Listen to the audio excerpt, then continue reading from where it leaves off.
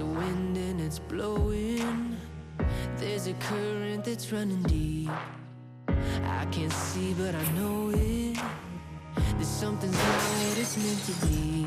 바람 잘 피는 사람 따로 있을까? 어디까지가 바람일까? 바람기 많은 사람이랑 내가 결혼을 해도 될까? 아무도 모르는 바람기가 내 안에 있다. 너는 절대 안 돼. 이러면 이제 혼인신고 하는 거예요. 자기 합리화 하시라고 알려드리는 거는 아니고,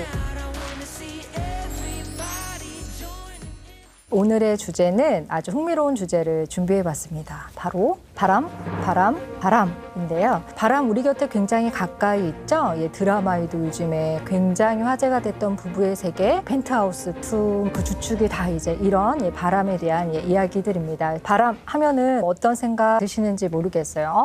그런 얘기하지 마, 그런 얘기하지 마, 좋은 얘기하자. 그래서 어쩌면 사람들은 바람 하면은 논의할 가치가 딱 없다고 생각하면서 탁 덮어버려요. 사춘기 때쯤 이렇게 책 이렇게 착 보셨는데 펼쳤는데 하필 그 부분에 막 뽀뽀하는 씬 이런 거 나오면은 갑자기 탁 덮으시고 옆에 누구 있으면 막 이러죠. 이런 식으로 우리가 참 알아야 할 지식인데도 불구하고 그냥 일단 덮고 보는, 아우 숭한 것이야 이러면서 덮고 보는 그런 것들이 있지 않았나 생각이 듭니다. 자, 우리 그래도 바람 또 중요하게 우리가 한번 생각해 봐야 하고 잘 극복해 나가야 되는 중요한 주제니까 한번 이야기를 해보도록 하겠습니다. 애슐리 메디슨이라는 사이트죠. 어떤 사이트였냐면 불륜을 알선해주는 사이트 이런 거였는데, 우리나라 사람들이 무려 이 사이트에 가입한 숫자가 66만 7,296명이라고 하고요. 전 세계 53개국가 중에서 9위였고요. 인구 대비 수로는 17위를 차지했습니다. 물론 다 순수 가입자는 아니라는 또 분석이 이제 나중에 나오긴 했습니다만 굉장히 그래도 높은 수치라고 볼 수 있죠. 그러니까 우리나라는 기본적으로 뭔가 이렇게 드러내는 문화는 이제 아니기 때문에 서로 점잖게만 이렇게 있지만 현실적으로는 굉장히 많이 바람에 가까이 가 있는 현상이 있다고 볼 수 있겠습니다. 꼭 결혼 관계가 아니어도 또 그런 분들 계시죠. 계속해서 바람 피는 상대를 만나면서 괴로워하시는 분들 또 계실 텐데, 또 아니면 나는 진짜 왜 이렇게 이런 일이 생기지? 이런 분들도 계실 수 있을 것 같아요. 그래서 이제 여기서 오늘 바람 피는 심리에 대해서 우리가 좀 파헤쳐 보도록 할 텐데요. 꼭 당부의 말씀 드릴 게 있어요. 인간은 이래서 바람을 핀다 이런 얘기는 제가 할 텐데, 이때 또 어떤 분들은 거 봐. 내가 다 이유가 있었어. 내 마음이 얼마나 힘들었는지 이런 식으로 자기 합리화 하시라고 알려드리는 거는 아니고, 내가 그렇게 힘들었구나, 그러면 내가 이제 이런 실수를 하지 않으려면 어떤 부분을 교정해야 될까, 이런 측면에서 이야기를 해드리는 거니까, 또 이 모든 이야기를 듣고 면죄부를 혼자 받으셔서 역시 난 그럴 수밖에 없었어 하시지는 않기를 바라면서 이야기를 시작해 보도록 하겠습니다. 여러분 마음속에 이런 질문들 한 번쯤 떠오르시지 않았을까 싶어요. 바람 잘 피는 사람 따로 있을까? 어디까지가 바람일까? 이렇게 바람기 많은 사람이랑 내가 결혼을 해도 될까? 그 다음에 혹시 이런 분들도 계실 수 있죠. 아무도 모르는 바람기가 내 안에 있다. 그래서 오늘은 바람에 대한 오해와 진실 5가지를 살펴보도록 할 텐데요. 첫 번째, 바람에 대한 오해 진실 시작하겠습니다. 자, 바람에 대한 오해와 진실 첫 번째는, 인간은 땡땡을 느낄 때 바람을 피게 된다. 땡땡 뭘까요? 상상해보세요. 켜라. 자, 인간은 결핍을 느낄 때 바람을 피우게 된다. 밑줄 쫙.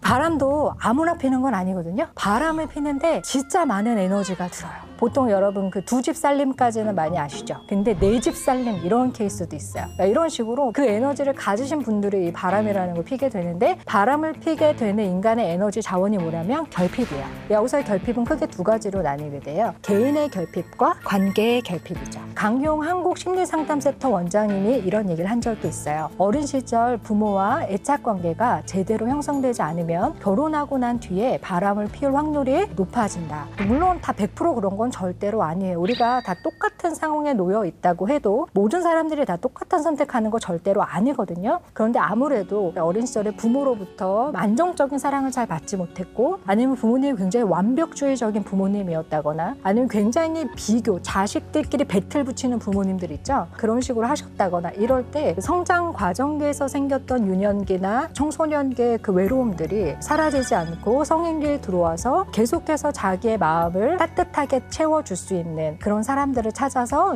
관계의 표류를 하는 거예요. 일종의 이 존재의 허기를 채워줄 수 있는 사람은 너야? 널 것 같아. 아니네?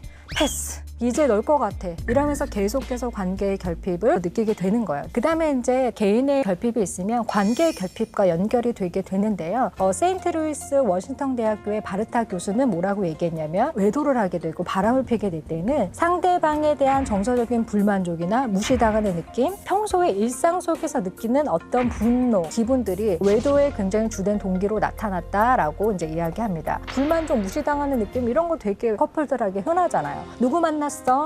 말해도 몰라. 네가 내 친구 다 알아? 이런 것들이 계속해서 관계의 결핍의 느낌을 가져오게 되는 거죠. 그래서 불륜을 저지르는 사람들은 대부분 의사소통에서 많은 어려움을 겪는 부부나 어떤 커플들이 보다 더 이제 불륜에 노출되기가 쉬운데 우리가 여기서 주목해야 될 점은 이분들의 어떤 갈등은 아주 초기에 시작된다는 거예요. 보통 그래서 신혼 때부터 이런 그 증상들이 나타나기 시작하는데요. 금혼식, 은혼식 아시죠?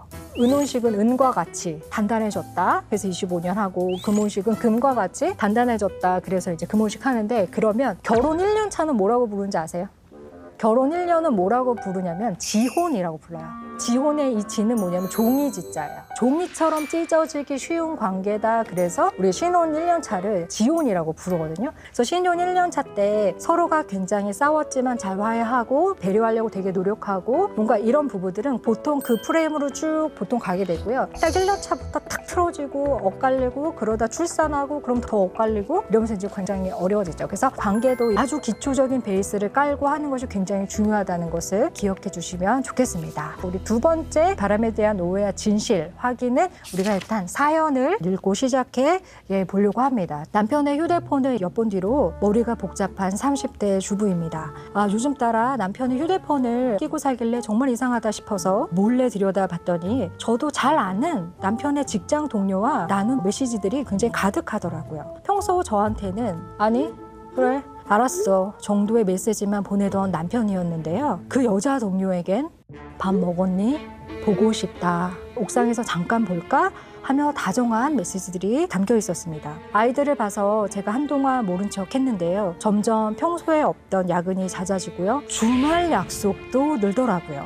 출근할 때마다 데이트 같은 설레는 진짜 남편의 표정을 보니 더는 참기 힘들었습니다. 그래서 문자를 내밀며 따졌더니 남편은 오히려 육체적 관계를 나눈 적이 없으니 불륜이 아니라며 적반하자의 태도를 보이고 있어요. 정신적 외도는 바람이 아니라는 남편의 어이없는 이 말을 저는 믿어야 할까요? 이런 조사가 하나 있었어요. 내가 생각하는 바람의 기준, 여자는 연인 외의 이성에게 마음만 품어도 바람이다 라고 생각했던 게 42%였고요. 반면에 남자는 육체적 관계만 있어도 바람이다 라고 생각한 게 33%였어요. 우리가 여성과 남성이 바람에 대해서 생각하는 기준점이 굉장히 이제 다른데 결국에 내가 살고 있는 이 사람이 바람의 기준을 어디도 잡고 있는가가 현실 관계에선 되게 중요한데 그래서 바람에 대한 오해 진실 두 번째인데요. 땡땡땡땡땡도 바람이다. 뭐가 바람일까요? 정신적 외도도 바람이다. 미국의 할리 박사는 정서적 외도는 앞으로 실제적으로 육체적인 관계로 발전할 가능성이 굉장히 많고 충분히 그런 가능성을 내포하고 있기 때문에 성적 외도와 마찬가지로 굉장히 위험하다고 주장했어요. 그 다음에 또 브라운 박사라는 분은 뭐라고 얘기했냐면 결혼 생활에서 쏟아야 될 삶의 에너지를 다른 이성에게 쏟고 있으면 무조건 외도로 봐야 한다라고 주장했고요. 그리고 어떤 면에서는 성적 외도보다 정서적 영역이 훨씬 더 관계에서는 중요하다라고 이야기를 했어요. 보통 그래서 아주 조그마한 대화, 힘들었던 걸 서로 알아주는 대화가 불륜의 문을 탁 열어주고 물꼬를 트게 되는 굉장히 중요한 어떤 지점이 되거든요. 근데 불륜인데 불륜도 약간 썸불륜 같은 게 있어요. 그러니까 서로 아무 말 하지 않고 확인하지 않고 마음이 좀 있나 보다 이러지만 실제로 아무 일을 벌리지 않아요. 육체적 관계를 가지지 않았다고 하더라도 정서적으로 서로 보고 싶다는 말을 할 수 있고 좋아한다는 거를 확인하고 따로 시간을 떼서 주말에도 만나고 이러면 이거는 뭐 육체적 관계를 가진 외도하고 차이는 없다고 우리가 볼 수가 있겠습니다. 그래서 오피스 와이프는 정말 서로가 어떤 관계일까 뭐 이제 이런 질문도 되게 많거든요. 그래서 만약 회사 안에서 직장 동료로서 말을 잘 통하는 정도까지 되려면 보통 이런 분들은 퇴근하고는 절대 연락 안 해요. 딱 근무 시간에만 업무에 대해서 또 업무의 애로사항에 대해서 이제 이야기하는 정도인 거지 보고 싶다거나 뭐 옥상에서 따로 만나자거나 막 이러지는 않죠. 그래서 이런 부분에 대해서 우리 아내분께서 당당해 주셔도 될 것 같다고 생각하고요. 우리 남편분 보고 싶으면 왜도 아닌가요?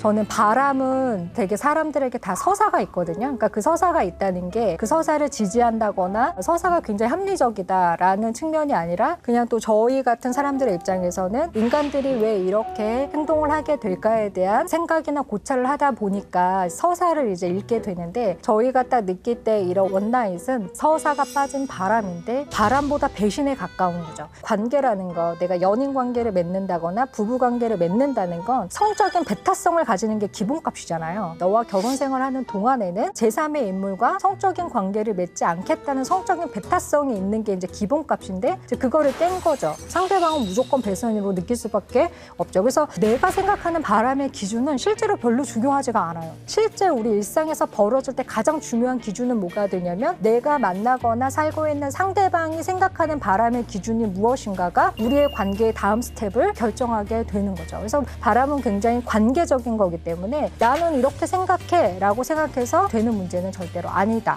바람에 대한 오해와 진실. 세 번째, 땡땡땡땡이 바람의 이유는 아니다. 성적 쾌락이 바람의 이유는 아니다. 특히 남자분들이 이 부분에서 오해를 좀 많이 받으시기도 하고 스스로도 그냥 남자들은 다 그래 막 이런 식으로 단순화시켜서 생각하는 경향이 있고 이 단순화가 그런 행동을 인정해주는 사회적으로 용인해주는 이런 것들이 이제 생기기도 하는 것 같아요. 그래서 성적의 쾌락이 바람의 근본적인 이유는 당연히 아니겠죠. 왜냐하면 인간은 그렇게 단순한 존재가 아니죠. 그러니까 이게 무엇과 맞물려 있냐면요. 세계적인 부부 상담 전문가인데요. 미국의 하빌 핸드릭스 박사가 이제 이렇게 이야기했어요. 배우자가 자신의 상처를 해결해 줄 것이라고 믿었지만 그게 예상대로 되지 않았을 때 실망하고 다른 상대를 찾아가는 과정이 불륜이라고 했어요. 그러니까 사람들은 어렸을 때 아버지의 사랑을 되게 못 받았어.